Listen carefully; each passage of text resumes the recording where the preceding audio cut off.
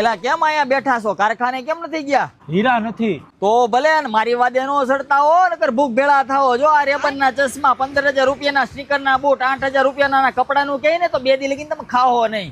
એટલે હમણાં બહુ ફટક્યા સડ્યો છે. એટલે ભાઈ હમણાં એને 3 વીઘા જમીન વેચીને એટલે બહુ પાણીયાળીનો થાય છે. તો આનું કઈક કરવું જોઈએ.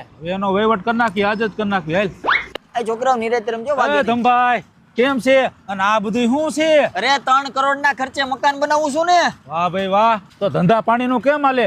એલા પૈસા તો ધોમ છે પણ ખબર નથી પડતી કેમાં ઇન્વેસ્ટ કરું. તો પણ એક કામ કરો ને, હમણાં સરપંચની ચૂંટણી આવે છે મહિના દીમાં, એમાં ફોર્મ ભરી વાળો ને. તો એમાં શું ફાયદો? અરે એમાં ખાલી 10 લાખની ગ્રાન્ટ પાસ કરીને લાખ રૂપિયાનું કામ કરવાનું, 9 લાખ રૂપિયા ખાઈ જવાના. તો હાલો ફોર્મ ભરી જ દેવી. હાલો હાલો. ઉપાડનો ઉતાર રહેવા દ્યો, ચૂંટણી જીતવા દ્યો, બધાને 5,000 રૂપિયા બોનસ આપી દેવું છે. ધમભાઈ બધા હે ને પ્રચારમાં ભજીયા ખવડાવે છે, પણ આપણે હે ને 1500 માણાને જમણવારી કરી છે. લાવો લાખ રૂપિયા. હાલે એમાં હું મુંજાઈ ગયો.